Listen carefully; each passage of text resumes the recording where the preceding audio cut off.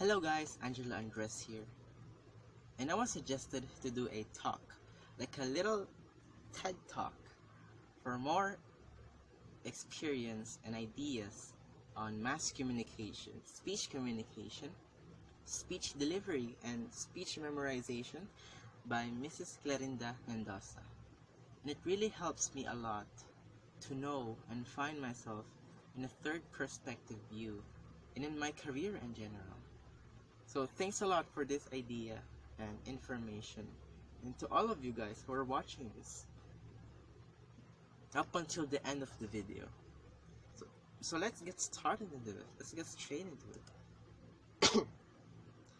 Do you wonder why our country, Philippines, has a lot of problems presented to us by the media, yet up until now, it is still not getting and reaching its ultimatum?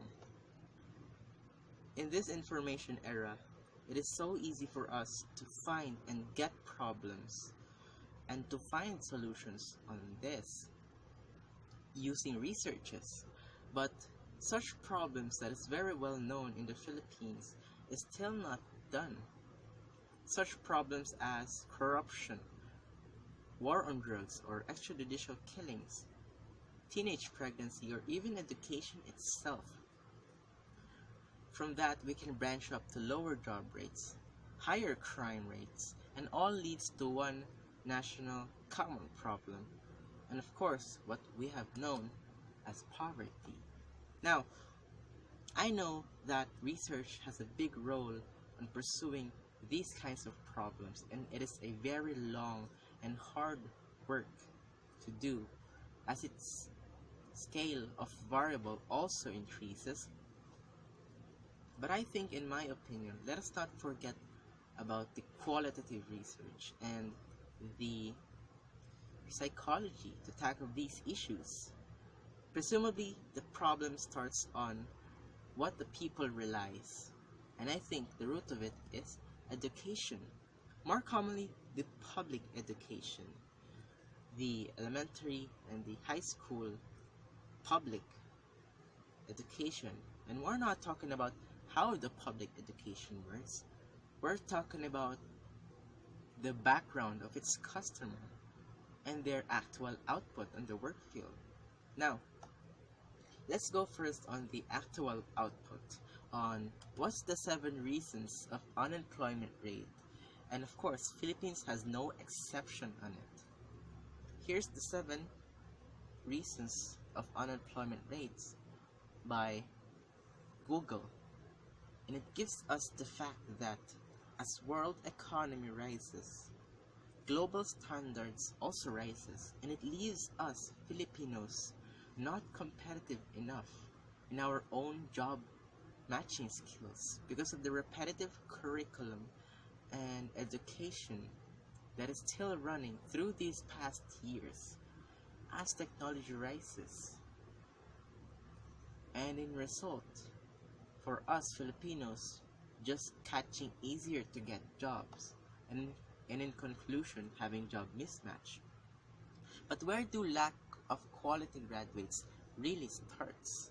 I think it starts here, on the narrow places and on the dark corners of each cities, such as Manila, Pasay, Taguig, Quezon, Marikina, where not only the population per square meter really rises, the criminal rates are also high, and bad influences and culture is really rising.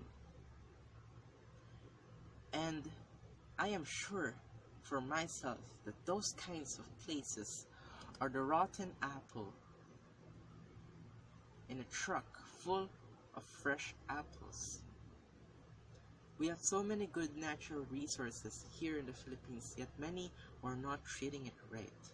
Corruption just basically widens the economic gap between the rich and the poor. Criminals are just spreading their turfs as war on drugs scatters it, bringing injustice or extrajudicial killings. When should we actually start our own economic national growth? Should we just really rely on this changing on the system of the governance into federalism for more control in our country? Should we still believe on the propagandas and platforms introduced by us, by the politicians? Let us not start and continue our financial and business growth in our country, but in our people, especially the poor. And the first step on growing our society for productivity is to inform them all about the word decency. Let us teach the people in the lower part of the mean all about the word decency.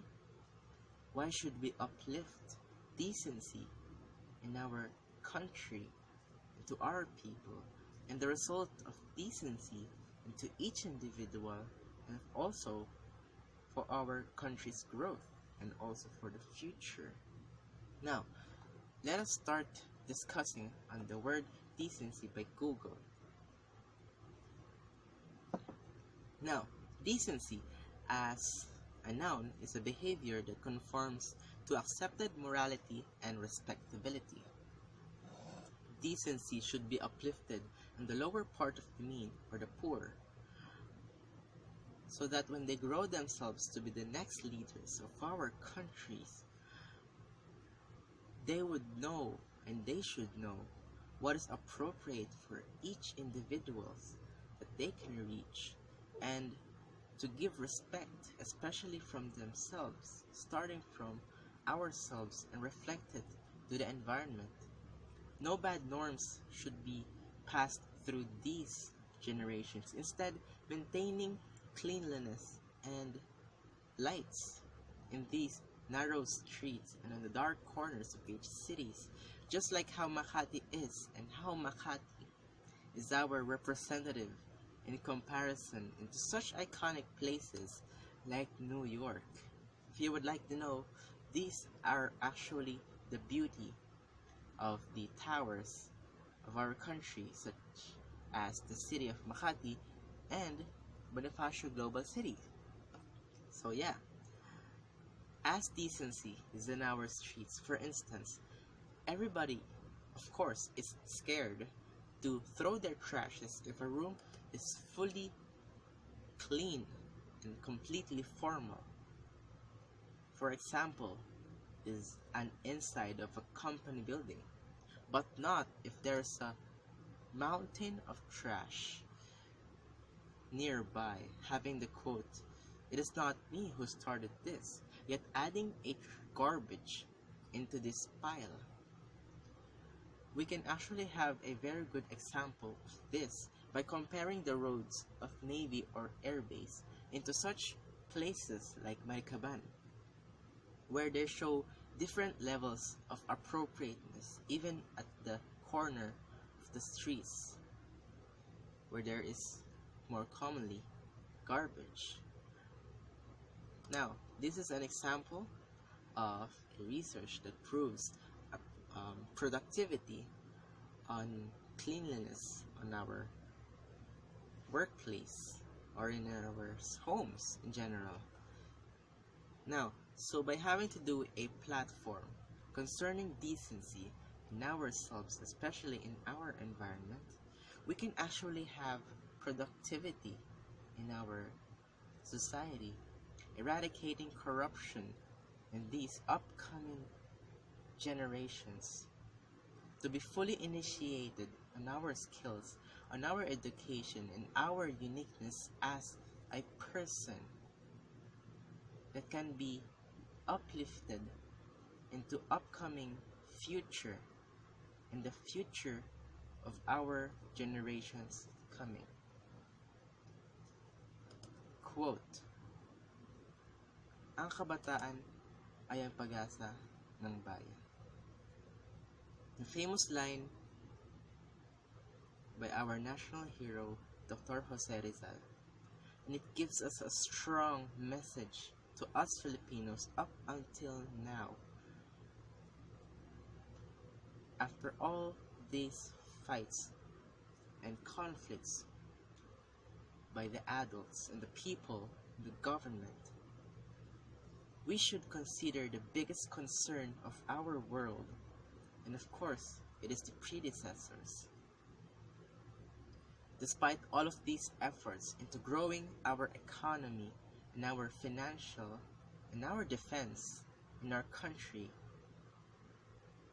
the biggest investment should be in our students, as they are the ones who can invent, innovate, and grow what the current generation has continued and what our ancestors has started.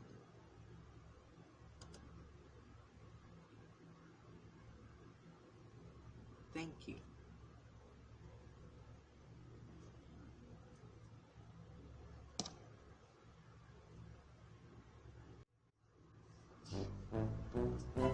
Hi guys, hello. Shit. What's the difference between hi and hello? Hello guys. Oh my G.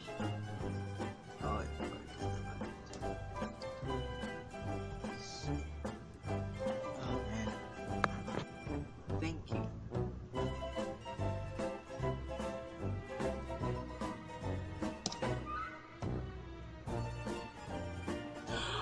Oh my boy. It's so freaking hurting. My throat is sorry. Dry. I've been doing this for 10 tries. I've counted it. Imagine speaking for an hour. And I would do it for the rest of the school year. Oh no. Bye bye. Time check. 1:30 a.m. Bye bye.